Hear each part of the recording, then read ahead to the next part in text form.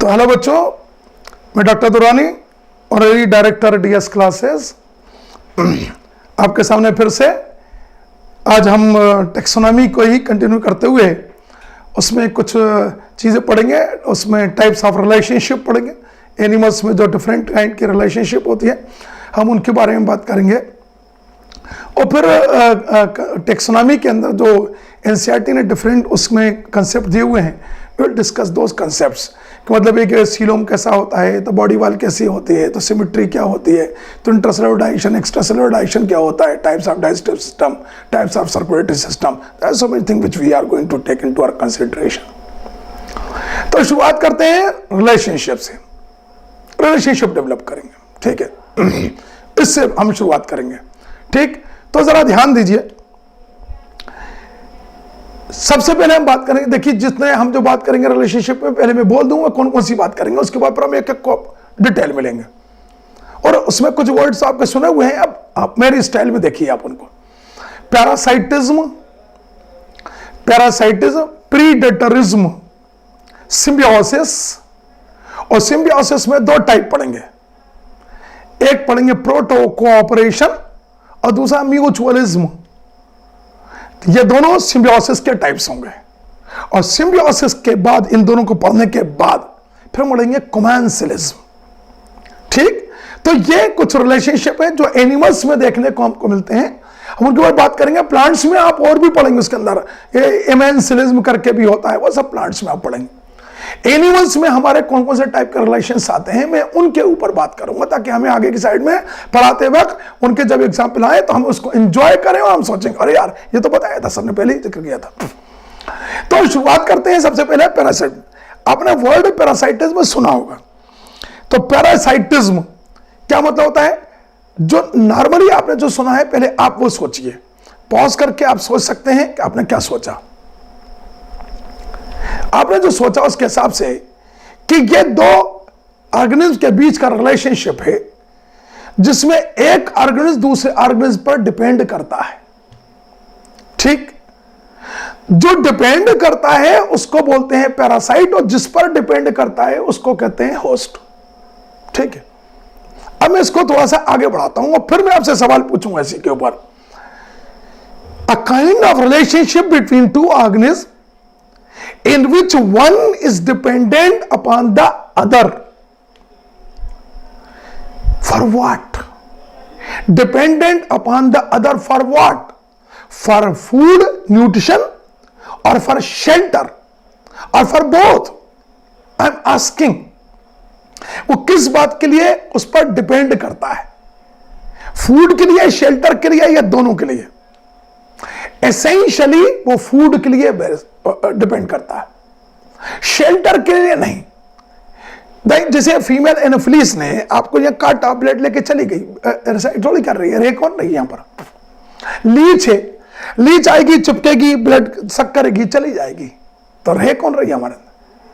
लेकिन टेपवार्म है, एस्केरिस है, और वो होते हैं, उसका नाम क्या साइंटिफिक नेम में हमने उनकी बात किया, एंट्रोपियस वर्मिकुलर्स हैं, या पटारे हैं, उसके अंदर एस्केरिस ल्यूम्ब्रिकॉइड्स। ये तो इंटेस्टाइन के अंदर ही रहते हैं, ठीक है, चाहे वो स्मॉल इंटेस्टाइन में हो या एंट्रोपियस लार्ज इंटेस्टाइन में हो, लेकिन ये तो अंदर ही रहते हैं। तो ये अंदर रहते हैं तो मतलब शेल्टर भी ले रहा है, न्यूट्रिशन भी ले रहा है। तो न्यूट्रिशन और शेल्टर दोनों में से अगर बात करेंगे तो न्यूट्रिशन को कहेंगे। अच्छा, कुछ पैरासाइट ऐसे भी होते हैं जो सिर्फ शेल्टर लेते हैं, तो उनको हैबिटाट पैरासाइटिज्म, उस कंडीशन कहते हैं हैबिटाट पैरासाइटिज्म के। जैसे कोयल जो होती है ना, कोयल घोंसला नहीं बनाती, वो कौवे के घोंसले में अपने अंडे रख लेती है।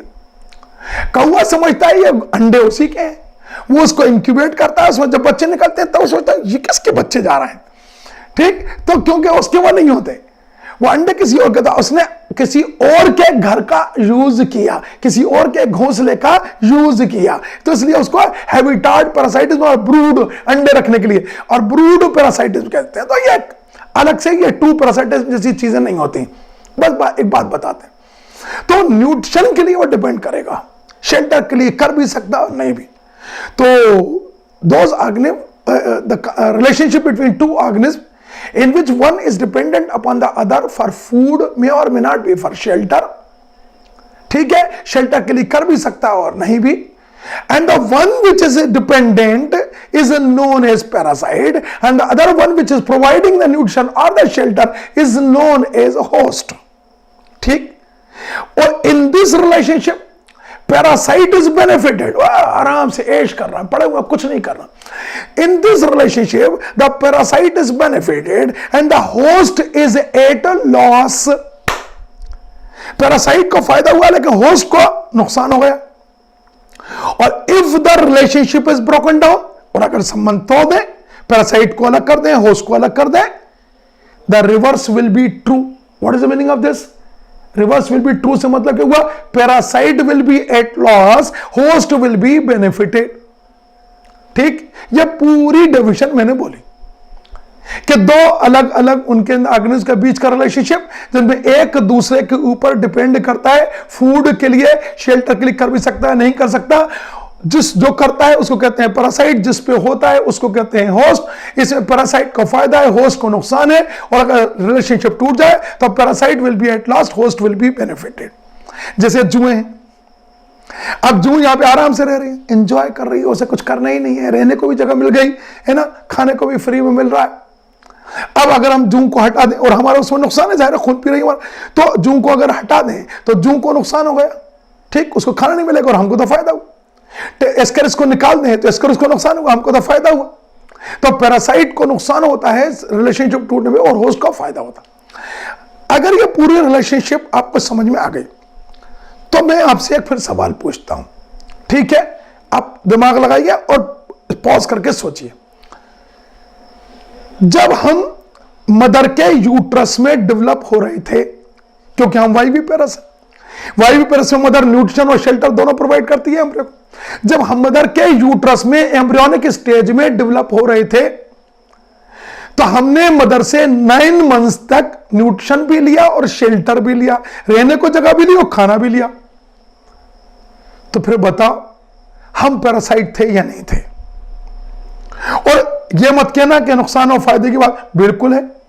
हमको बहुत फायदा था क्योंकि हमें कुछ करना ही नहीं था, हमें खाना खाने के लिए कुछ मुंह में करना नहीं था, सांस लेना नहीं था, कुछ करना, सब मां कर रही थी, तो हमको तो फायदा ही फायदा। और आप मत कहना मां को नुकसान हुआ, क्यों नहीं हुआ? 9 महीने तक कैरी करके रखे, आप 1 किलो के किसी चीज को हाथ में लिए हुए काफी देर तक घूमते रहो, आपको पता चल जाएगा मां की कीमत का अंदाजा हो जाएगा। एक चीज को आप उठा के ऐसे नहीं घूम सकते लिए। ठीक, 9 मंथ तक मां ने कैरी किया था, बहुत तकलीफें झेली उसने। ठीक, उसकी तकलीफों को आप ये नहीं कह सकते कि अरे नहीं, you can't take it for granted. तो मां ने बहुत तकलीफें झेली, उसको कितनी रेस्ट्रिक्टेड लाइफ थी, कैसे मत चलो, ऐसे मत चलो, ये मत उठाओ, वहां मत बैठो, ये मत करो, वो मत करो, ये मत खाओ, वो मत खाओ, कितने रेस्ट्रिक्शंस। तो उसने काफी तकलीफें झेली। अब अच्छा, ये बात और है कि हम पैदा होने के बाद उससे ज्यादा तकलीफ दे देते हैं मां को, ये एक अलग मुद्दा है, लेकिन उस वक्त तो उसने तकलीफ झेली, तो हमको फायदा हो रहा था, हमको कोई नुकसान नहीं था, मां को नुकसान परेशानी हो रही थी, तकलीफें झेल रही थी। और जब हम पैदा हुए तो हमारा नुकसान हुआ, क्यों? क्योंकि अब हमें खाना खुद खाना पड़ेगा, अपनी सांस खुद लेना पड़ेगा, और मां को कम से कम ये तकलीफें तो नहीं होंगी जो उसने झेली थी, तो उसको तो फायदा हुआ। तो साथ में रहे तो हमको फायदा था, पैरासाइट की तरह हमको फायदा था, मां को नुकसान। और जब संबंध टूटा तो हमारा नुकसान, मां को फायदा। व्हाट डू यू थिंक, हम पैरासाइट थे या नहीं थे? हम पैरासाइट थे या नहीं थे? सोचो। अगर आपके दिमाग में ये वाली बात आ रही है कि पैरासाइट जो है वो तो साहब वो खुद ब खुद आ जाता है, और ये तो इसमें तो मां जो है वो तो खुशी से मां बनी है ना, तो तकलीफ नहीं झेली उसने, खुशी से हो या कैसे भी हो, तकलीफ नहीं झेली उसने। क्या ये पूरे संबंध वैसे लागू नहीं हो रहा? तकलीफें नहीं झेली, हमको फायदा नहीं हुआ था। वो चाहती थी कि मां बने तो बन गई, तो इसलिए कोई तकलीफों को आप उसको डिस्कार्ड कर दोगे? नहीं, तकलीफें तो झेली। और हम पैरासाइट नहीं थे।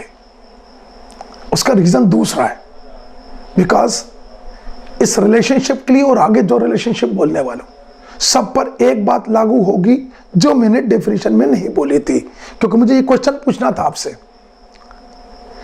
हमेशा जब रिलेशनशिप बोलेंगे तो दोनों एनिमल जो होंगे एक स्पीशीज के मेंबर नहीं होना चाहिए। They must belong to 2 different species, the parasite and the host. They must belong to two different species. They should not belong to the same species.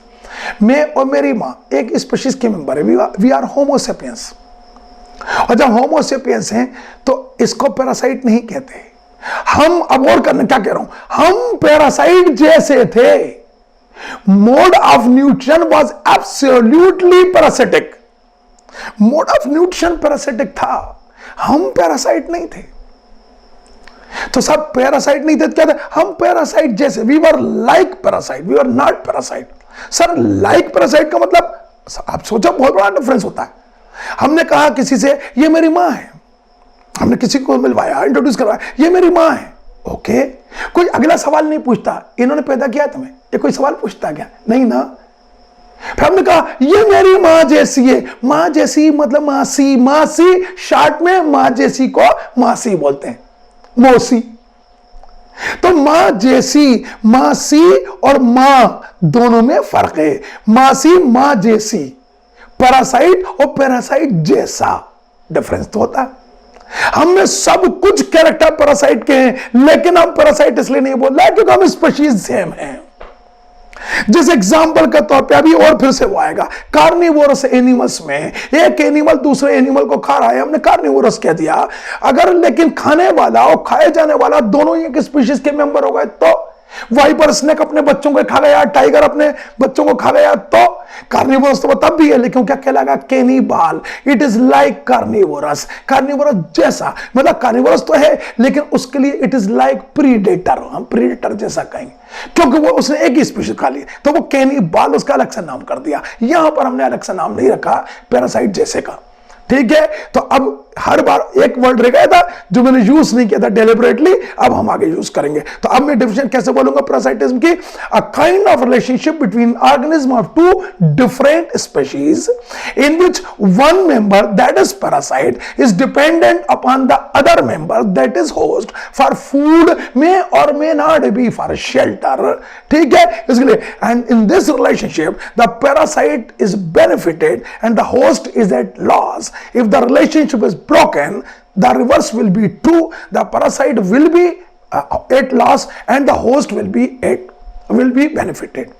ठीक, Got it? समझ में आ गए?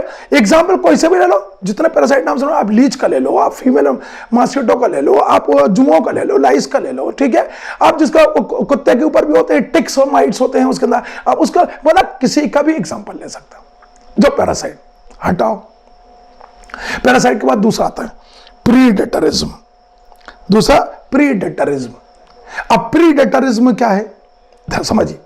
प्रीडेटरिज्म का मतलब यह होता है कि a kind of relationship between organism of two different species. फिर से भाई हर बार ये कहेंगे, kind of relationship between organism of two different species in which one member that is predator kills and eats the other member that is prey. ऐसा relationship दो organism के बीच में, दो अलग अलग स्पीशीज के मेंबर के बीच में, जिसमें एक मेंबर दूसरे को मार कर खा जाता है.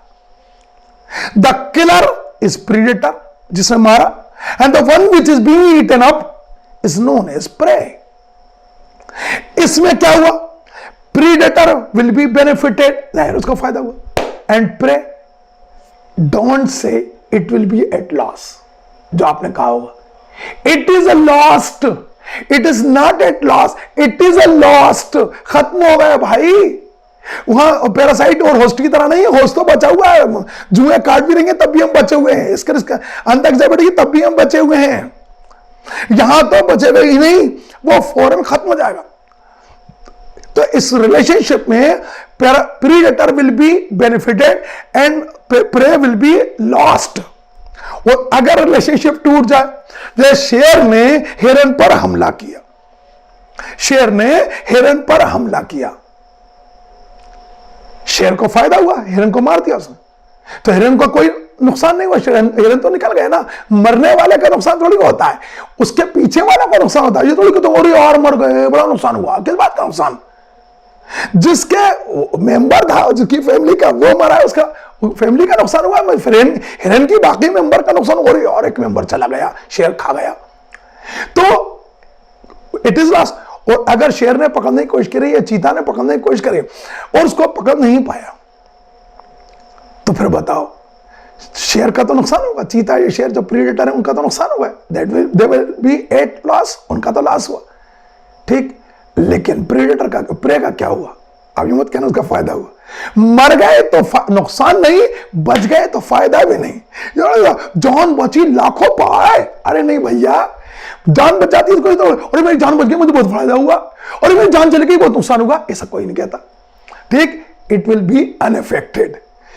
मर गए तो नुकसान नहीं, बल्कि मर गए तो लॉस्ट, और अगर बच गए तो अनइफेक्टेड, यानी रिलेशनशिप रहा तो इट विल बी लॉस्ट, और अगर रिलेशनशिप टूट गया it will be unaffected, but predator will be at loss, क्योंकि उसका नुकसान हुआ, क्योंकि वो नहीं खा पाया। अच्छा, इसमें एक और चीज, अपन जैसे एग्जांपल ले लिया अपन, आप समझ गए कि शेर और हिरन का ले लो, किसी का भी ले लो, बड़ी मछली छोटी मछली का ले लो आप, ठीक है, कोई सा भी ले लो एग्जांपल। अब इसमें एक चीज है, what do you find the difference between predatorism and parasite? Predatorism और पैरासाइटिज्म के बीच में आपको अंतर क्या लग रहा है? What could be the difference between the two? क्योंकि दोनों में एक को खाया जा रहा है और दूसरा खा रहा है। एक जगह पर पैरासाइट खा रहा है, एक जगह पर प्रीडेटर खा रहा है। इसमें दो डिफरेंस है। पहला, पैरासाइटिज्म में parasite never tends to kill its host. Parasite कभी नहीं चाहता कि उसका होस्ट मरे, क्योंकि पूरी जिंदगी उसकी होस्ट पर टिकी हुई है। अगर होस्ट मर गया तो वो नहीं मर जाएगा, तो पैरासाइट कभी नहीं चाहेगा कि उसका होस्ट मर जाए। और प्रीडेटर जो है ना, एक ही बार में मारेगा, उसको किस्तों में नहीं मारता कि हिरन भाई एक लेग पीस दे जाओ, बाकी कल आना 3 पे कूदते हुए मैं दूसरा ले लूंगा, एक आध हफ्ते में तुम्हें चट कर जाऊंगा। वो एक ही बार में निपटाएगा उसको, तो वो मारेगा ही मारेगा, और उसके अंदर मारने की कोशिश नहीं करेगा। हाँ, अगर वो मर जाए तो एक अलग बात है कि पैरासाइट का ऐसा कुछ असर पड़ गया जिसकी वजह से वो मर गए बस, लेकिन वो मारने की कोशिश नहीं करेगा, बल्कि वो तो खुद चाहेगा। पैरासाइट क्या चाहेगा? हे ईश्वर, इसको हट्टा कट्टा रख ताकि मैं भी हट्टा कट्टा रहूं। उसके लिए तो, पैरासाइट के लिए होस्ट जो है वो तो सोने का अंडा देने वाली मुर्गी है, वो क्यों उसको मारने लगा? वो तो चाहेगा भैया रहो आराम से। जुए चाहेंगे कि आदमी मर जाए, टेपवर्म चाहेगा कि आदमी मर जाए, एस्क्रिस चाहेगी कि आदमी मर जाए। क्यों चाहेंगे? बल्कि वो चाहेंगे कि ये तो और अच्छा रहे, ताकि हमको पूरे भरपूर खाना मिलता रहे। तो हमारे लिए सच्ची दुआएं करता है, हमारे सेहत के लिए। अगर कोई तो सही मायने पैरासाइट करता है, हे ईश्वर इसको हट्टा कट्टा रख ताकि हम, तो एक हाथ पैरासाइट तो पालना बनता है यार, नहीं बनता, मैं वैसे ही कह रहा हूं, ठीक। चलिए, जो आपको डिफरेंस एक तो पता चल गया कि पैरासाइट कभी मारने की कोशिश नहीं करता और प्रेडेटर हमेशा मारता है। दूसरी चीज, parasite is always weaker then the host. Parasite जो होता है हमेशा होस्ट से वीक होता है। जुए आदमी से ज्यादा ताकतवर थोड़ी हो सकते हैं, टेपवर्म ताकतवर क्यों हो सकते हैं, एस्केरिस कौन हो सकती है, मच्छर थोड़ी हो सकते हैं, ठीक है, खटमल थोड़ी हो सकते हैं जो हमको काट लेंगे उसके अंदर, लीच कौन हो सकती है, वो सब कमजोर है हमसे। तो parasite is always weaker then the host. और प्रीडेटर में, predator is always stronger than the prey. Predator जो होता है ना, एक छोटा सा इतना सा शेर होगा ना, भैंस को पटक लेगा, उसमें इतनी ताकत होती है कि उसको ही पटक लेगा, इतनी ताकतवर होता है, लटक जाएगा उसकी गर्दन से और उसको पटक लेगा। तो इधर की साइड में the eater, in the case of parasite, the eater that is parasite is always weaker than the host, और यहां पे the eater that is predator is always stronger than the prey, ठीक। these two are the difference। और इसी predators में हम वो minor change करेंगे क्या, कि अगर predators में प्रे, प्रीडेटर और प्रे एक ही स्पीशीज के मेंबर हो गए तो that will be known as cannibal, उसको फिर कैनिबाल बोल देंगे। तो हम पहले से पढ़े हुए हैं उसके अंदर, वो प्रीडेटर जैसा होगा, ठीक है, समझ गए, कैनिबालिज्म। हटा, अब आया तीसरा, सिम्बियोसिस। सिम्बियोसिस में क्या होगा? अभी आपने पहले पैरासाइट देखा, एक को फायदा एक को नुकसान, दूसरे में देखा एक को फायदा दूसरा निकल लिया, तीसरे वाले में इसमें क्या होगा? इसमें the kind of relationship between organisms of two different species, here two that will be applied, kind of relation between organisms of two different species in which both member will be reciprocally benefited। दोनों पारस्परिक रूप से एक दूसरे का फायदा पहुंचाएंगे, दोनों को लाभ हो रहा है, दोनों को दोनों फायदा पहुंचा रहा है, ठीक। तो अब इसमें दोनों को जब फायदा हो रहा है तो आप समझ जाओ ये उन दोनों से अलग हटके को उसमें एक को फायदा हो रहा था हर बार, इसमें दोनों मेंबर को फायदा होगा, both will be reciprocally benefited, दोनों का बल्ले बल्ले, ठीक। अब जरा इस वाली बात पे ध्यान दीजिए, क्योंकि हम संबंध में दो चीजें और ऐड करते हैं। क्या चीज ऐड करते हैं कि जब रिलेशनशिप रहेगा तो किसको फायदा किसको नुकसान, और दूसरा संबंध टूट जाएगा, relationship is broken down, then what would be the effect of the breakup, वो टूटने का क्या असर पड़ेगा। ये भी हमने दोनों संबंधों में देखा, पैरासाइटिस में भी देखा उस रिलेशनशिप में, और प्रेडेटरिज्म वाले रिलेशनशिप में देखा। अब हम इसके अंदर भी देखेंगे सिम्बियोसिस में, अगर if the relationship between the two symbionts, यही सिम्बियोसिस करने वाले, is broken, what would happen. अब आप कहोगे दोनों को नुकसान होगा, मैं कहूंगा नहीं, जरूरी नहीं। कैसे?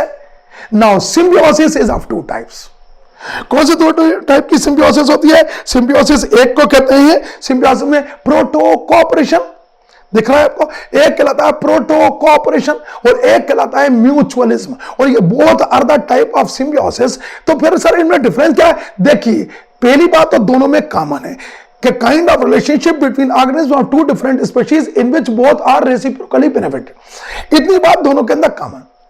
अब जो बात अलग हटकर है, जो दोनों को डिफरेंशिएट करेगी, वो ये है, किस बात पर डिपेंड करता है कि what is the behaviour of the symbionts after the breakup of their relationship.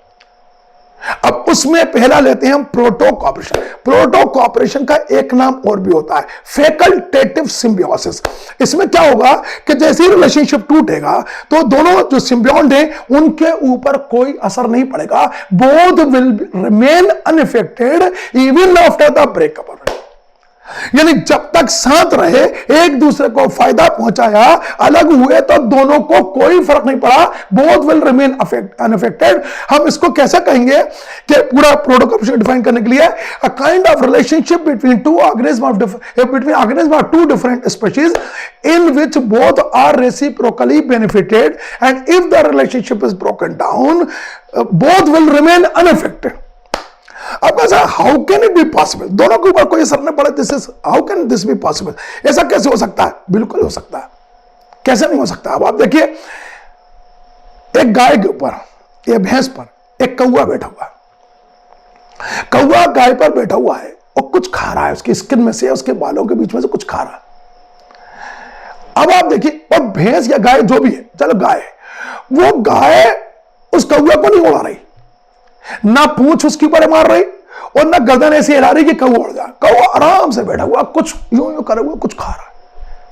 जानते, कौवा उसके अंदर जो बालों के बीच में हो सकता है, उसके अंदर वो जो वहां पे वो होंगे पैरासाइट वगैरह, उन्हीं पैरासाइट्स को ही खा रहा हो, क्योंकि वो तो कौवा तो कुछ भी खा लेता है ना। तो वो कौवा जो है ना, उसको इंसेक्ट्स को खा रहा है, उसके अंदर जो होंगे जुए वगैरह होंगे, टिक्स होंगे, जो भी होंगे, उनको वो खा रहा हो। ठीक, तो गाय की भैंस की सफाई हो रही है, ठीक, और कौवे को खाना मिल रहा है, दोनों को फायदा है, सिम्बियोसिस चल रही। अब कौवे वाला आया, उसने भैंस को उड़ा दिया, कुछ लोगों ने गर्दन हिला दी, हाँ हाँ, नहीं बेटा, कौवे वाले ने आकर भैंस नहीं उड़ाई, आपने ध्यान ही नहीं दिया होगा, भैंस वाला आया कौवे को उड़ा दिया। ठीक, चलो भैंस वाला भी आके कौवे क्यों उड़ाएगा, उसे क्या नुकसान। ठीक, मैं तो वैसे ही बोल रहा था। तो दोनों, मान लो कौवा उड़ गया, कोई बात, कौवा उड़ गया, कौवा कुछ और खा लेगा जाकर, भैंस पानी में जाएगी, सफाई होगी, ठीक हो जाएगी। ठीक, हो सकता है वो साफ हो जाए, तो दोनों को कोई असर नहीं पड़ा, दोनों साथ में थे। आपने देखा ना, दोनों साथ में और उसके बाद भी कोई नुकसान नहीं हो रहा। आपने एक एग्जांपल आप देखिए, एक आपने कभी देखा क्रोकोडाइल, क्रोकोडाइल वही एम्फीबियस क्रोकोडाइल जो कि रेप्टिलियन है। तो क्रोकोडाइल जो है वो मांस खाती है। ठीक, अब किसी एनिमल को उसने खा लिया, खाने के बाद उसके दांतों में मांस फंस गया। ठीक, एक बर्ड होती है उसको कहते हैं क्लीनर बर्ड, एक बर्ड होती है उसको कहते हैं क्लीनर बर्ड। ये बर्ड आप देखिए क्रोकोडाइल के मुंह में बैठी हुई है, क्रोकोडाइल के मुंह के अंदर बैठकर और उसमें से मांस खा रही है। हिम्मत देखो, उसके मुंह में से जाके निकाल रही, लेकिन क्रोकोडाइल इसको नहीं खा रही, बर्ड को, क्योंकि इस वक्त उनके बीच में प्रोटो कोऑपरेशन वाली सिम्बियोसिस चल रही है। इसमें क्या हो रहा है, क्रोकोडाइल के दांतों के बीच में जो मांस फंस गया था, उसने जो प्रेडेटरिज्म शो की थी और किसी प्रे को खाया था, तो उसका जो मांस फंस गया था, ये बर्ड जाकर उस मांस को खा रही है। देखिए ऊपर वाले ने किसका खाना कहां लिखा है सोच भी नहीं सकते। तो उसके मुंह में बैठ के खाना खा रही है, और जबकि वो बर्ड को भी खा सकती है, लेकिन वो नहीं खा रही क्योंकि उसके दांतों में ब्रश हो रहा है। ठीक, क्रोकोडाइल के ब्रश चल रहा है, दांतों की सफाई हो रही है, और क्लीनर बर्ड को खाना मिल रहा है। देख कैसे मुंह में कैसे बैठो, ये बिल्कुल आराम, और वो मुंह खोलेगा। ठीक, अगर संबंध टूट गया कोई बात नहीं, वो नहीं आई, वो बर्ड कुछ और खा लेगी, और क्रोकोडाइल जब अगला वाला खाएगी खाना तो ये पिछले वाला अंदर जाएगा, अगला वाला फंस जाएगा, नो प्रॉब्लम, वो अगला वाला साफ कर लेगी, ऐसे करके साफ हो जाएगा। एक और आप उसके ऊपर ध्यान दीजिए, एक फिश होती है, ठीक, उसको कहते हैं क्लीनर फिश। जैसे क्लीनर बर्ड है ऐसे क्लीनर फिश, और क्लीनर फिश जो है व्हाइट शार्क, वो ग्रेट व्हाइट शार्क जो खा के कचरा कर देती है, करचेरोडॉन करचेरियस, ग्रेट व्हाइट शार्क। तो वो व्हाइट शार्क के अंदर जाती है, अब जरा ध्यान दीजिए, और व्हाइट शार्क तो किसी भी एनिमल को, मछली को, ये वो बड़ी बड़ी खा ले जाती है। तो क्या जाती है उसके मुंह में बैठ के और वहां से खींच के खा लेती है, उसके मुंह में से मांस निकाल के वैसे ही खाती है जैसे ये खा रही थी ना क्रोकोडाइल, ऐसी वो भी खा लेती। तो दोनों का संबंध ठीक अलग हो जाएंगे, कोई बात नहीं। तो प्रोटो कोऑपरेशन में साथ में रहेंगे, फायदा पहुंचाएंगे, अलग हो जाएंगे, कोई बात नहीं। दूसरा सिम्बायोसिस का दूसरा टाइप कौन सा है? सिम्बायोसिस का दूसरा टाइप है म्यूचुअलिज्म, जिसको हम कहेंगे ऑब्लिगेटरी सिम्बायोसिस। ऑब्लिगेटरी का मतलब होता है एसेंशियल, मतलब साथ में रहना ही रहना है, अलग नहीं होना। और फैकल्टेटिव का मतलब होता है ठीक है तो है, नहीं है तो नहीं है। तो प्रोटो कोऑपरेशन में तो प्रोटो होता है फैकल्टेटिव, ये है ऑब्लिगेट। म्यूचुअलिज्म में क्या आप डिफाइन कैसे करोगे? A kind of relationship between organism of two different species, दो स्पीशीज के बीच का, ठीक, in which both are reciprocally benefited, दोनों का फायदा हो रहा है। If the relationship is broken down both will be at loss, दोनों को नुकसान होगा, अलग हो गया तो दोनों को नुकसान। सर ये कैसे? तो अब मैं आपको समझाता हूं, इसमें एग्जांपल लेते हैं। एक एग्जांपल है ट्राइकोनिम्फा और टर्माइट। टर्माइट आप जानते हैं दीमक, दीमक जो होती है टर्माइट, वो क्या खाती है? आप देखो लकड़ी खाती है, कागज भी खाती है, लकड़ी खाती है, कागज भी खाती है, एक्चुअली वो सेलुलोज खाती है, वो सेलुलोज के अंदर डाइजेशन कर लेती है, तो सेलुलोज खाती है। गौर करना, इस तो वो लकड़ी भी खा लेगी, सेलुलोज है, वो कागज भी खा लेगी, सेलुलोज है, वो कपड़ा भी खा सकती है, कॉटन, जो कॉटन होता है ना वो भी सेलुलोज होता है, कॉटन कपास से बनता है ना, तो वो भी सेलुलोज ही होता है, ठीक है। शी आल्सो प्रेफर्स कॉटन, वो भी कॉटन ही प्रेफर करती है, नायलॉन वगैरह का कपड़ा नहीं खाएगी, ठीक। तो वो कपड़ा भी खा लेती है, वो लकड़ी भी खा लेती है, वो कागज भी खा लेती है, और उसमें क्या खाती है? सेलुलोज। टर्माइट की बात हो रही है, और सेलुलोज का डाइजेशन उसे करना है, but surprisingly enough it does not have anything to digest the cellulose which is the exclusive diet for the termite. खाना सिर्फ सेलुलोज है, और सेलुलोज को डाइजेस्ट करने के लिए कुछ है नहीं, एंजाइम नहीं। फिर सेलुलोज का डाइजेशन कैसे करेगी? अपने अंदर, गट के अंदर, एलिमेंट्री कैनाल के अंदर वो एक प्रोटोजोन को लेके चलती है, वही प्रोटोजोन जो जैसे अमीबा टाइप, उसमें और उसके अंदर हमने कहा था एक पैरामीशियम और प्लाज्मोडियम, और लाइन है वहां पर तो बहुत सारे। तो वो एक और प्रोटोजोन का नाम होता है ट्राइकोनिम्फा। ट्राइकोनिम्फा, ट्राइकोनिम्फा ये एक प्रोटोजोन है, एक सेल का निम्फा। इस एक सेल के एनिमल को ये अपनी एलिमेंट्री कैनाल में रखे रहती है, तो ये Trichonympha digest the cellulose for termite. तो relationship between Trichonympha and termite is a kind of mutualism. इसमें दोनों का फायदा है, ट्राइकोनिम्फा को रहने को जगह मिली हुई है और खाना फ्री में, रिमेंबर वो पैरासाइट नहीं है, रहने को जगह मिली है, खाना फ्री में। और टर्माइट को क्या फायदा है? ये ट्राइकोनिम्फा उसके सेलुलोज का डाइजेशन कर रहा है, तो दोनों को जबरदस्त फायदा, ठीक। संबंध तो दें, हम ट्राइकोनिम्फा के निकाल के फेंक दें, ट्राइकोनिम्फा बाहर की साइड भूख से मर जाएगा, बिना खाए मर जाएगा, और टर्माइट खा खा के भूखी मर जाएगी। सब खा खा के भूखी कैसे मर जाएगी? भैया हमें जब भूख लगती है, अब आप सोचिए, हमें भूख लगी, हमारे पास ब्रेन में एक पार्ट होता है हाइपोथैलेमस, जहां पे हंगर सेंटर होता है। तो जैसे हमें भूख लगेगी और ग्लूकोज का लेवल हमारे ब्लड के अंदर कम हुआ, हमको भूख लगी, हमने खाना खाया, हंगर सेंटर ने कह दिया okay fine I am satisfied.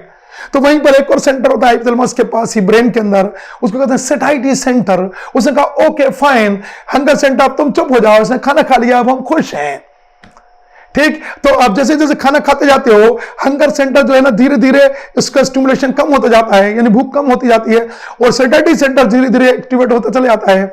और फिर एक वक्त ऐसा आता है कि सेटिस्फैक्टरी सेंटर कहता है बस अब मत खाओ। बहुत से लोग उसको सुनते ही नहीं है, बोलो नहीं हम तो अभी भी खाएंगे, फिर खाते रहते हैं। ठीक, तो सेटिस्फैक्टरी सेंटर और हंगर सेंटर दोनों हाइपोथैलेमस के अंदर होते हैं। तो वो जैसे ग्लूकोज का लेवल ब्लड में कम होता है, हंगर सेंटर स्टिमुलेट हो जाता है। अब खाना हमने खाया, डाइजेशन हुआ, ग्लूकोज का लेवल बढ़ा, हो गया। ठीक, और भी हंगर के लिए और भी है कि स्टमक खाली हो तो, गैस्ट्रिक ग्लैंड भर गई हो तो, कई फैक्टर्स हैं जिनके ऊपर हम डिस्कशन करेंगे नॉट नाउ, जब हम वो पढ़ रहे डाइजेशन। सिर्फ अकेला यही नहीं ग्लूकोज का लेवल। तो यहां पर इसने खाना खाया सेलुलोज और ट्राइकोनिम्फर नहीं है तो डाइजेस्ट नहीं हुआ, डाइजेस्ट नहीं हुआ तो समझ लो उसको भूख लग रही है। ठीक, मैं ये नहीं कह रहा उसके बाद हाइपोथैलेमस है, मैं तो तुम्हें सिर्फ एक चीज बता रहा हूं कि हाइपोथैलेमस उसके बाद नहीं होगा, उसको भूख लग रही। अब वो सोचे यार खाना तो खाया लगे, मजा नहीं आया अंदर से। भाई इंसेक्ट्स को भी अगर वो खाना खा रहा है इसका मतलब अंदर से डिमांड होती है, नहीं होती, उनके अंदर डिमांड होती है। फिर वो अगर नहीं खा रहा है तो उसका मतलब डिमांड नहीं हो रही है।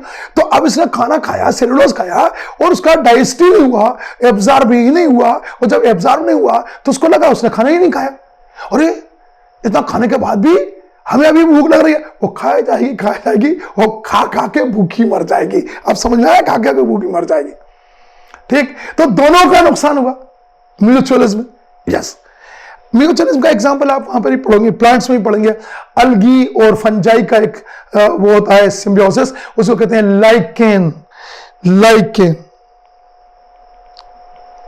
लाइकेन जो होते हैं अलगी और फंजाई का म्यूचुअलिज्म है, और ये आप प्लांट के अंदर पढ़ेंगे, लेकिन हम प्लांट नहीं पढ़ रहे, हम एनिमल पढ़ रहे हैं, हमने अपना एग्जांपल दिया।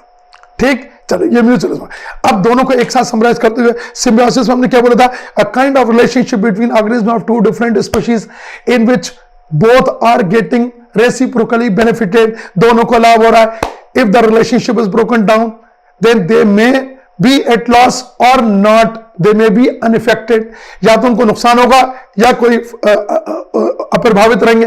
तो इस हिसाब से accordingly they are of two types, symbiosis is of two types, proto cooperation, facultative symbiosis. इसमें क्या कहोगे, दोनों साथ में रहेंगे, फायदा पहुंचाएंगे, अलग हो जाएंगे कोई बात नहीं, तू नहीं और सही, तू नहीं और सही, कोई संबंध में नुकसान नहीं। ठीक, अब म्यूचुअलिज्म में हम कैसे कहेंगे, साथ में रहेंगे, फायदा पहुंचाएंगे, सिम्बियोसिस से साथ में रहेंगे, फायदा पहुंचाएंगे, अलग हो जाएंगे, तुझ बिन नहीं जीना।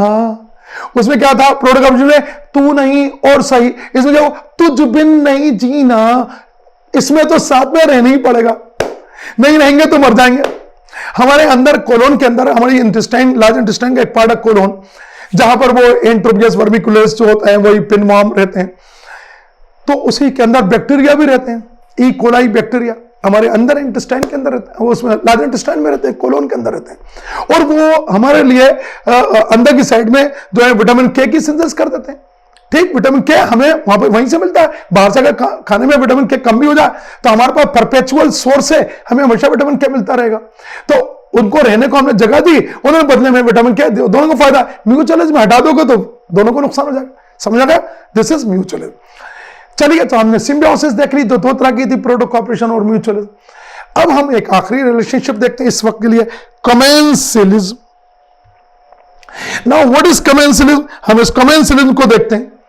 अब एक काम करते हैं, अभी तक हमने जितने भी रिलेशनशिप देखे थे, हमने पैरासाइटिज्म देखा, प्रीडेटरिज्म देखा, सिम्बियोसिस देखा। सिम्बियोसिस में दो देखे, ठीक, तो उनके अंदर बेनिफिट और लॉस की बातें हुई। तो जरा हाथों के इशारे से समझते बन।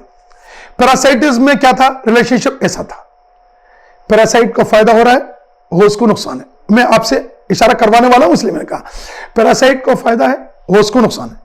और रिलेशनशिप टूटने पे ऐसा हुआ था, पैरासाइट को नुकसान हुआ था, होस्ट को फायदा हुआ। ठीक है, अब आप प्रीडेटर, शेर के और हिरन के बीच में पहले कैसा होता है, शेर को संबंध होगा तो शेर ने पकड़ दिया उसको, ये तो समझ गए, इसका क्या करोगे, इसको ये नहीं कर सकते, ये जीरो, ये मत कहना, समझना, वेरी गुड वेरी गुड, मैं जीरो बता रहा हूं, जीरो।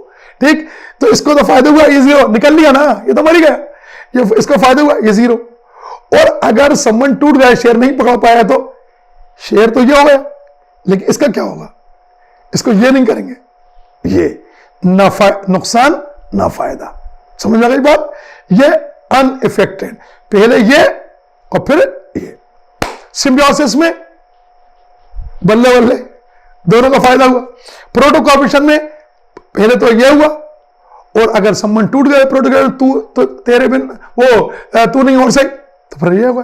पहले ये रहेगा प्रोटोकॉर्पोरेशन में, संबंध टूट गया ये रहेगा, ना नुकसान हो रहा है ना फायदा। म्यूचुअलिज्म में पहले ये रहेगा और संबंध टूट गया तो फिर ये हो जाएगा, दोनों को ही नुकसान होगा। ठीक। अब कॉमेंसलिज्म में सोचो क्या होगा, कॉमेंसलिज्म में क्या होगा? ठीक, ये हो नहीं सकता, ये हो नहीं सकता, ठीक, ये हो नहीं सकता। अब क्या बचा? ओह, कुछ हो सकता है, बेटू को इशारा कर रहा हूं ये। अब जब दोनों को ही नुकसान है तो फिर साथ में क्यों रह रहे हैं? सोचो, जब दोनों को नुकसान है तो साथ में क्यों रह रहे हैं? दोनों एक दूसरे से परेशान है तो साथ में क्यों रह रहे हैं? ये संबंध तो शादी वाला होता है। शादी के बाद ही ऐसा होता है कि दोनों एक दूसरे से रस्सियां तोड़ा रहे होते हैं। घर में आप रोज कहानी घर घर की, लगभग हर घर की, वो एक दूसरे कह रहा हूँ मेरी तो किस्मत फूट गई, मेरी तो यूं, मेरे लिए तो और भी रिश्ते थे और मैं तो वहां पे हो जाती और तुम्हारे लिए मैं तो फंस गए, मेरी किस्मत फूट। एक दूसरे से रस्सियां तोड़ा है दोनों को दोनों, ये समझ। लेकिन हमेशा मतलब बंधन 7 जन्मों का है ना, वो तो जाने वाला नहीं है। तो या उस संबंध की बातें नहीं हो रही थी, तो फिर हम कौन सा लेंगे? हम ये वाला लेंगे। ठीक है, इसमें एक को फायदा है और दूसरा अनइफेक्टेड है। ठीक ना, ये हो जाएगा तो सिम्बियोसिस हो जाएगी, ये हो जाएगा तो पैरासाइटिज्म हो जाएगा, ये हो जाएगा तो अब समझ लेना प्रीडेटरिज्म हो जाएगा। तो ये ऐसा है, एक को फायदा है और दूसरा अनइफेक्टेड।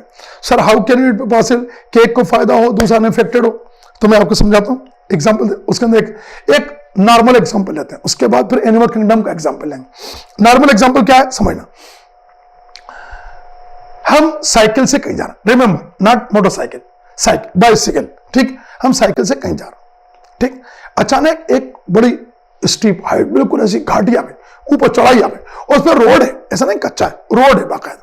हम भी रोड पे ही आ रहे थे, तो जैसे ही वहां पर पहुंचेंगे तो फिर बैठ के चलाना मुश्किल हो जाएगा, तो अब उतरेंगे, उतर के लेके जाएंगे। ठीक, लेकिन मान लो, and don't ever do that, ये करना नहीं, मैं सिर्फ समझाने के लिए बोल रहा हूं, नहीं तो आप सोचो सर ने कहा था इसलिए हम प्रैक्टिकल करके देखेंगे, तो ऐसा करना नहीं। तो हम साइकिल पे बैठे हुए जा रहे हैं और जैसे ही घाटिया इतना बराबरी से एक ट्रैक्टर ट्रॉली वाला निकला। ट्रैक्टर ट्रॉली वाला जैसे ही निकला तो हम सीट पे वापस बैठे, एक हाथ से हैंडल एक हाथ से ट्रॉली। डोंट डू दैट, पहले ही मना कर दिया। एक हाथ से हैंडल एक हाथ से ट्रॉली और आराम से चले आ रहा है। अब गौर कीजिए, इसमें किसको फायदा हुआ? हमको फायदा हुआ, क्योंकि हमें साइकिल नहीं चलाना पड़ा। हमको फायदा हुआ, हमको साइकिल नहीं चलाना पड़ा। और ट्रॉली वाले को कोई फायदा नहीं। ऊपर जाकर ऐसा तो है नहीं कि हम उसको जो है 10 रुपये दे देंगे, उसके अंदर भाई हमें तुम खींच के लेके आओ, ऐसा भी नहीं हो सकता। उसको पैसे भी नहीं देंगे, उसको कोई फायदा नहीं है। अच्छा, उसको नुकसान भी तो नहीं हुआ। अगर बोले तो उसको नुकसान भी नहीं हुआ। क्यों नुकसान नहीं हुआ? क्योंकि वो तो मान लो 50 क्विंटल गेहूं ले जा सकता है, हम तो 1 क्विंटल के भी नहीं थे साइकिल समेत। तो इसका मतलब हुआ उसका कोई नुकसान नहीं हुआ, ना उसको फायदा हुआ। यानी ये वो ये है, ट्रैक्टर ट्रॉली वाला ये है, और हम ये है, हमको फायदा हुआ, उसको कोई फायदा ना नुकसान।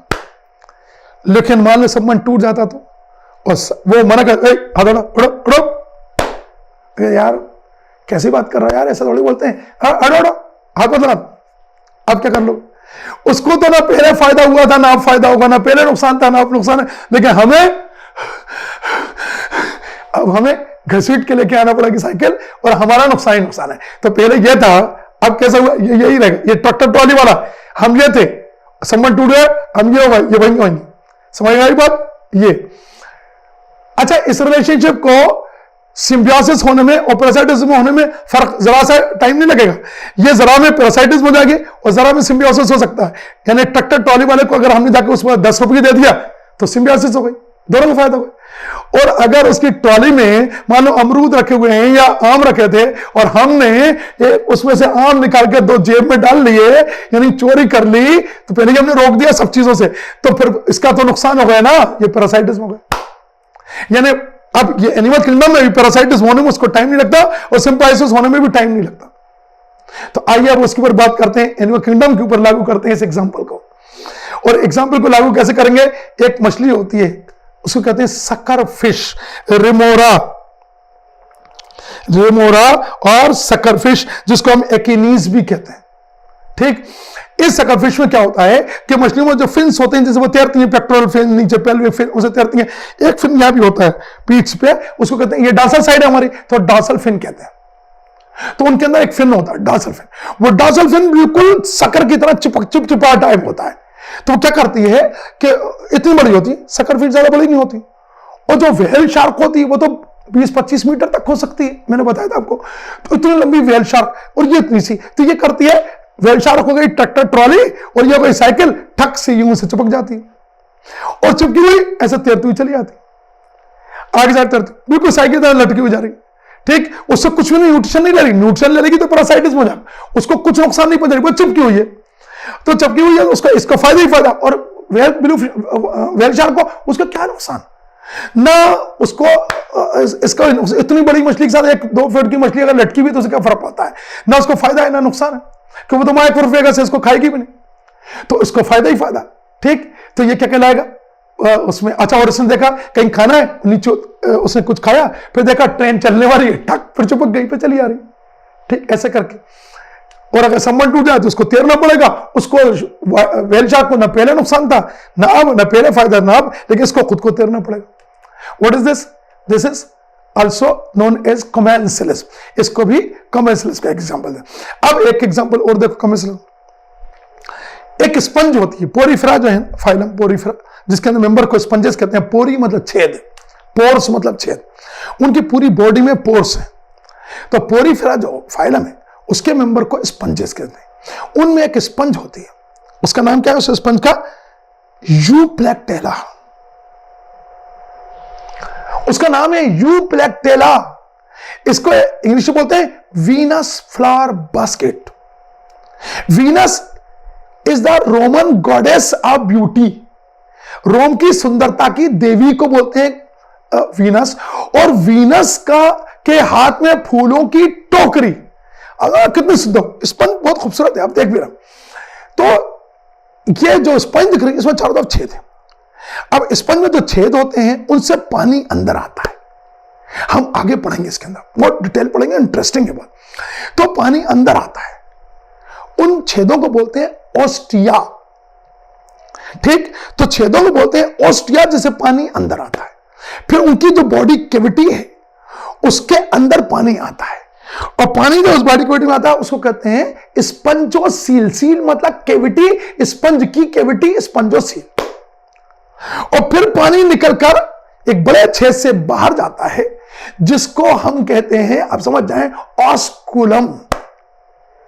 तो जैसे एक बोतल है, उस बोतल के अंदर चारों तरफ से समझ लो पानी अंदर आ रहा है, बोतल के अंदर है, और बोतल के ऊपर जो वो है कि वो वहां से निकल के पानी बाहर जा रहा है। तो ये जो चारों तरफ छेद होंगे इनको कहेंगे ओस्टिया, और ऊपर की साइड में जो ओपनिंग है उसको कहेंगे ऑस्कुलम। ठीक है, तो ओस्टिया से पानी अंदर आता है, ऑस्कुलम से जाता है। तो जो पानी आता है उस पानी के साथ में ऑक्सीजन भी आती है और माइक्रोस्कोपिक खाना भी आता है, जो स्पंजेस के लिए खाना जरूरी है। वो सब पानी और खाना दोनों पानी के साथ, वो ऑक्सीजन और खाना दोनों पानी के साथ बहते हुए आते हैं। गौर कीजिए, एक फाइलम है, नाम सुना होगा आर्थ्रोपोडा फाइलम, उसमें एक क्लास होती है क्रस्टेशिया। उस क्रस्टेशिया क्लास, अब देखिए मैं कुछ इंफॉर्मेशन देते जा रहा हूं। क्रस्टेशिया क्लास के मेंबर आप कुछ को जानते हैं, प्रॉन, झींगे, झींगुर नहीं, वो इंसेक्ट होता है। क्रस्टेशिया, प्रॉन, झींगे, क्रैब्स, केकड़े, वो उसी क्लास के मेंबर हैं क्रस्टेशिया। वहां उस क्लास में एक और मेंबर होता है स्पॉन्जिकोला। ये कोई पेप्सी कोला या कोकोला टाइप कुछ कोला नहीं है। तो वहां एक और होता है स्पॉन्जिकोला। ठीक, उसको श्रिम्प कहते हैं, माइक्रोस्कोपिक होते हैं, वो भी छोटे होते हैं, जबकि वो आर्थ्रोपोडा का मेंबर है लेकिन होते छोटे से, बिल्कुल। तो वो पानी के साथ बहते हुए वो भी यूप्लेक्टेला के अंदर जाते हैं। ओस्टिया से अंदर आए, स्पॉन्जिस्कील में आ गए, और फिर वो वहीं बैठ जाते हैं। पानी तो निकल चले जाता है लेकिन वो वहीं सेटल हो जाते हैं। तो क्यों? उनको फायदा हुआ है, जो पानी आ रहा है उसके अंदर ऑक्सीजन भी आ रही है, खाना भी आ रहा है, तो ये आराम से यहां बैठे रहते हैं, खाना मिलता जाता है, ऑक्सीजन मिल रही है, नो प्रॉब्लम, कहीं जाना ही नहीं है, वहीं जमे रहो। तो इनको फायदा हो रहा है। तो आप कहोगे साहब स्पंज को नुकसान हो रहा है ना, ये तो पैरासाइटिज्म होगा। नहीं, क्योंकि स्पंज के बाद लगातार इतने पानी के साथ में इतनी ऑक्सीजन खाना आ रहा है कि अगर ये खा भी ले तो उसको कोई फर्क नहीं पड़ता, कि उसके पास तो बहुत आ रहा है, ये इनके खाने से उसके पास असर नहीं पड़ा। तो यूपिलेक्टेला वीनस फ्लावर बास्केट को एक्सक्यूज मी, यूपिलेक्टेला को ना कुछ नुकसान हुआ ना कोई फायदा हुआ, लेकिन इनको स्पंजिकोला श्रिम्प को बहुत फायदा हुआ। ठीक, अब गौर कीजिए, कुछ दिन बाद, यह तो संबंध आप समझ में गए। अब कुछ दिन बाद क्रस्टेशिया के जो मेंबर स्पंजिकोला श्रिम्प छोटे छोटे थे, थोड़े से बड़े हो जाते हैं, अंदर रह के बड़े हुए। अब जब वो बड़े होते हैं तो वो इतने बड़े हो जाते हैं कि ओस्टिया और ऑस्कुलम से निकल के बाहर ही नहीं जा पाते। यानी जब बच्चों के रूप में खिड़की से अंदर आ गए, अब जब बड़े हो गए तो खिड़की से अब जा ही नहीं पा रहा, क्योंकि अब तो बड़े हो गए, अब कैसे निकले। तो हमेशा फिर वो अंदर स्पॉन्जियोसील के अंदर ही यूपिलेक्टेला में रहते हैं, पूरा जीवन पर्यंत वहीं रहते हैं और वहीं मर भी जाते हैं, निकलते नहीं है कभी बाहर, हमेशा वहीं पर रहते हैं।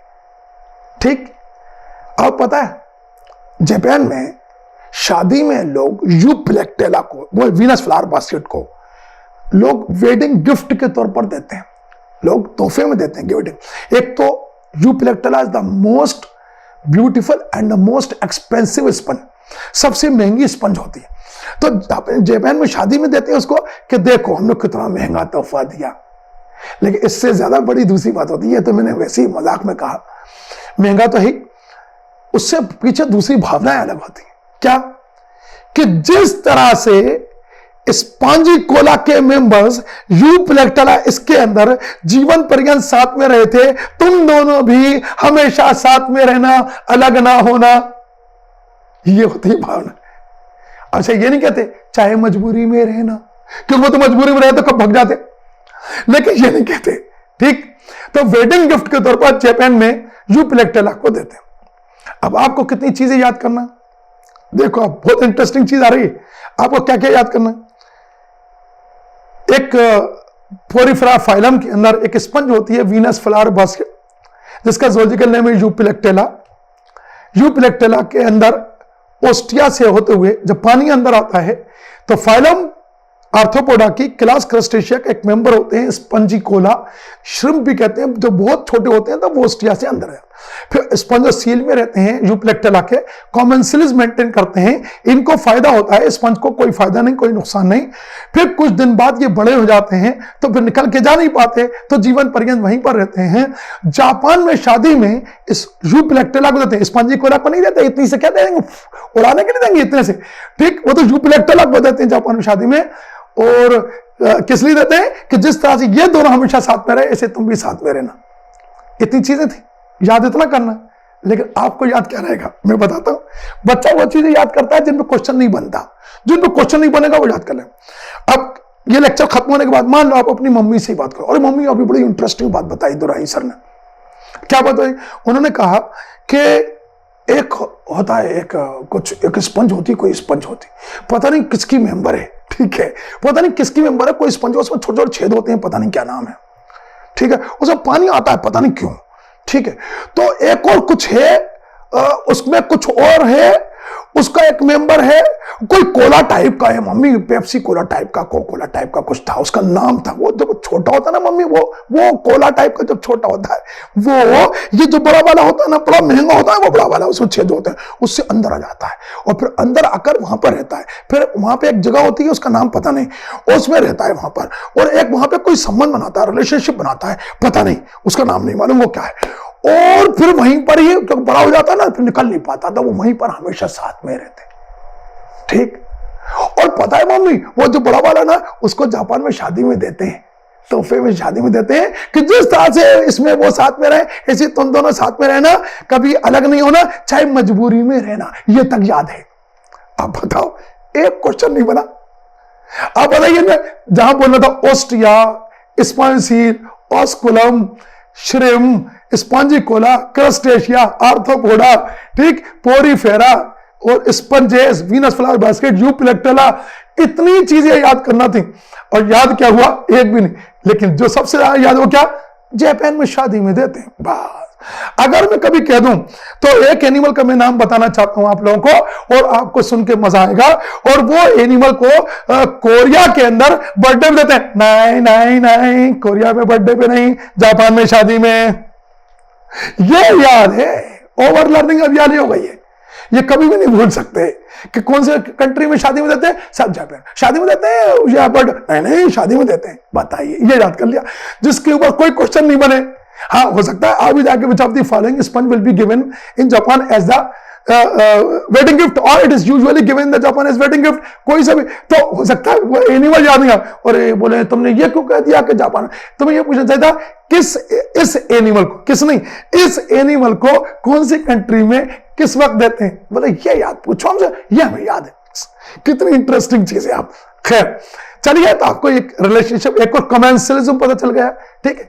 अब कमेंसलिज्म के बाद कमेंसलिज्म, अभी और एग्जांपल देते हैं, एक और एग्जांपल देते हैं। एम्फीप्रियन 12th की एनसीईआरटी में, 12th की एनसीईआरटी में ये रिलेशनशिप्स हैं कुछ, सीनू सर आपको पढ़ाते हैं, वो बॉटनी वाले पार्ट के अंदर होता है, तो सीनू सर पढ़ाते हैं। मैं अपने हिसाब से जो भी साल पढ़ाना होता है वो पढ़ा भी लेता हूं, ठीक है। तो ये तीसरा, इसी में कमेंसलिज्म का एक एग्जांपल दे रहा हूं। ये एनसीईआरटी के अंदर 12th में एनसीईआरटी में एग्जांपल लिखा, एम्फीप्रियन फिश। एम्फीप्रियन फिश को क्लोन फिश भी कहते हैं, इसको एनिमोन फिश भी कहते हैं। सीलेंटेटा एक फाइलम है, पोरिफेरा के बाद सीलेंटेटा। सीलेंटेटा एक फाइलम है, उसके मेंबर में कोरल्स वगैरह आती हैं, हाइड्रा भी आपने नाम सुना होगा, ओबेलिया सुना होगा, आरेलिया जेलीफिश सुना होगा, ये सब उसी फाइलम के मेंबर है, ठीक। उनमें एक मेंबर होता है मेट्रीडियम और एडमसिया, सी एनिमोन। तो ये क्या करते हैं, सी एनिमोन में बोले टेंटिकल्स, लंबी लंबी शाखाएं जैसे समझ लो, ऐसे टेंटिकल्स होते हैं, और उनमें स्टिंग सेल पाई जाती हैं। हम उसको सिलेंटेटा में पढ़ेंगे, अभी उसकी जरूरत नहीं है, इतना सुनो। नीडोब्लास्ट, CNI, सी साइलेंट है, सुनाई नहीं देगा, दिखाई जरूर देगा, CNI, नीडोब्लास्ट। तो नीडोब्लास्ट सेल स्टिंग सेल कहते हैं, वो डंक जैसे मारने वाली सेल है, तो अपने दुश्मन को डंक मारने के लिए है, ताकि वो cells for offence and defence है। हम दूसरे के ऊपर आक्रमण भी कर सकते हैं, अटैक भी कर सकते हैं, और अपने डिफेंस भी कर सकते हैं उन सेल की मदद से। सिलेंटेटा में खास कैरेक्टर है, और इसलिए सिलेंटेटा फाइलम का एक नाम और होता है नीडेरिया, CNI, नीडेरिया, क्योंकि उनमें नीडोब्लास्ट है। तो जो सी एनिमोन है उसके टेंटिकल्स में भी नीडोब्लास्ट है। तो ये मछली जो होती है ना एम्फीप्रियन, उसके टेंटिकल्स के अंदर बीच में जाकर चुपचाप अनडिस्टर्ब्ड, उसको टेंटिकल को डिस्टर्ब किए बगैर चुपचाप बैठी रहती। क्यों? अगर कोई दूसरी बड़ी मछली इसको खाने आ रही है तो उसको खा सकती है, तो ये क्या करती है, उनके बीच में जाके बैठ गई। अब बड़ी मछली बिल्कुल इसको नहीं खाएगी, क्यों? क्योंकि बड़ी मछली ने अगर उसके ऊपर हाथ डाला तो ये वो डिस्टर्ब हो जाएगी, उसके टेंटिकल, और सीधा वो डंक मार देगी। बड़ी मछली बिल्कुल आ जाएगी, अरे ये क्या हुआ, किसने हमें मार दिया, ठीक है, कांटे जैसे चुप जाएंगे। तो इसलिए इतनी जान बचाने के लिए वहां जाकर बैठी। अच्छा आप बैठोगे यहाँ पर, ठीक, और वहां पे वो बड़ी मछली वगैरह, आजा आजा आजा, आओ आओ आओ, काट के दिखाओ हमें। और वो बड़ी मछली करी, एक बार तू निकल के बाहर आ, फिर बता क्यों निकलूं, ठीक। और उसमें सी एनिमोन का कोई नुकसान नहीं हो रहा, लेकिन एम्फीप्रियन फिश का फायदा हो रहा है, क्यों? उसका प्रोटेक्शन हो गया। हाँ, लेकिन ये डिस्टर्ब नहीं करेगा, इसने डिस्टर्ब कर दिया तो इसी को मार देगी वो। तो ये बिल्कुल अनमूव्ड, बिल्कुल ऐसे चुपचाप बैठे रहेगी कि वो जैसे वो जब भी डर हुआ उसको लगा कोई बात नहीं, सीधे उस आगे बैठ गई। What is this? इसमें एम्फीप्रियन को फायदा, मछली को फायदा, सी एनिमोन को कोई फायदा नहीं, ना कोई नुकसान, कमेंसलिज्म, ठीक। एक और एग्जांपल देता हूं, बार्निकल्स, जो व्हेल होती है ना, इतनी बड़ा एनिमल, दुनिया का सबसे बड़ा, उसके बाद पीठ के ऊपर, व्हेल की पीठ के ऊपर कुछ क्रस्टेशिया के मेंबर्स होते हैं। क्रस्टेशिया वही क्लास जिसके मेंबर को स्पंजिकोला का भी हमने जिक्र किया, उनको कहते हैं बार्निकल्स। वही माइक्रोफेगस होते हैं, मतलब माइक्रोस्कोपिक भोजन करते हैं छानकर। ब्लू व्हेल भी वही छान के भोजन करती है, ये भी करते हैं। अब ये उसके पीठ के ऊपर पर सेटल्ड रहते हैं, चिपके हुए रहते हैं पीठ पर, फंसे को बहुत सारे। अपन देख कर डर जाए, ये क्या हो रहा है, ये कैसे दिख रही है इसकी पीठ, उसमें बहुत सारे बार्निकल बैठे। अब आगे ही बैठे रहते। अब जैसे ही उसने पानी को खींचा, ब्लू व्हेल ने पानी क्यों करके जैसे खींचा, तो पानी जब आकर माइक्रोस्कोप अगर मिल जाएंगे इनकी पीठ पर, उनको ही मिल जाएंगे। बोले थैंक यू बहन, ठीक, इनको ही मिल गए। उसके और पीठ पे छोटे छोटे से बैठे, उनको क्या फर्क पड़ता है ब्लू व्हेल को उसका, ठीक। लेकिन इनको फायदा ही फायदा, उसको कोई नुकसान नहीं पहुंचाएंगे, बस आराम पीठ पे बैठे घूम रहा है पूरी दुनिया में, है ना। समुद्र की यात्रा यहां से वहां चल रही है, लेकिन उनको खुद भी भोजन भी मिल रहा है। तो what is this? This also the example of NCERT, the barnacles और ब्लू व्हेल। फिर एक और एग्जांपल देखो, ये आप लोगों ने शायद आपने कभी देखा होगा, खेतों में आपने कभी देखो खेतों में या कहीं पर घास के मैदान में कहीं भी देखोगे गाय भैंसे चर रही हैं, ठीक, ग्रेजिंग हो रही है, गाय भैंसे चरती हुई जा रही हैं, तो पीछे पीछे कई बार देखो बगुले बगुले होते हैं ना, एग्रेट्स, EGRETS, एग्रेट्स व्हाइट वाले, वो बगुले जो है ना उसके पीछे पीछे घूमते रहते हैं, आसपास घूमते रहते हैं। तो वो जहां गाय भैंसे घास चर रही हैं वहीं पर ये उनके साथ में क्यों घूम रहा है? आपको पता है? ये भी कॉमर्शियलिज्म हो रहा है। कैसे? वो गाय भैंसे वो घास को जब चर रही हैं तो घास हिलेगी, जब घास हिलेगी तो अंदर जो इंसेक्ट बैठे हुए हैं, जो उनके अंदर घास के अंदर, जैसे अब इतनी लंबी घास है तो वो यहां बैठे हैं, यहां बैठे हैं, यहां बैठे, तो जैसे ही वो हिलेंगे तो अपनी जान बचाने के लिए उड़ेंगे, जैसे ही उड़ेंगे ये खा लेंगे। मतलब या तो वहां मारेंगे या यहां मारेंगे। तो गाय भैंसों के साथ साथ में एग्रेट्स के चलने का, कैटल एग्रेट्स का फायदा यह है उनको कि उनको खाना मिल रहा है एग्रेट्स को, और गाय भैंसों को उनको कोई फायदा नहीं इनके होने से, और ना उनको कोई नुकसान इनके होने से। तो ये एग्जांपल भी आपने कभी देखा हो, आप देखना, कभी देखो तो आप इंजॉय करोगे, अरे यार ये देखो, ठीक है, चलिए दिखा भी दिया मैंने आपको। तो चलिए ये एग्जाम्पल आपको बताया, ये सब के सब किसके थे? कॉमर्शियलिज्म के एग्जाम्पल थे, ठीक है।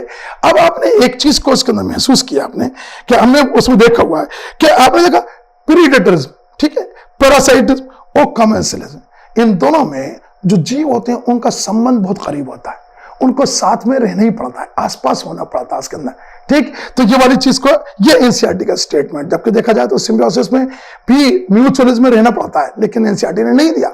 उसने सिर्फ 3 एग्जांपल दिए हैं, आपको मैं बता ही देता हूं, प्रीडेशन, पैरासाइटिज्म और कॉमर्शियलिज्म, ठीक लिखा ना, interacting species live closely together, NCERT statement, यानी हमें ये एनसीईआरटी का जो स्टेटमेंट होता है उसको वैसे ही रटना होता है, वैसे ही याद करना। God bless you.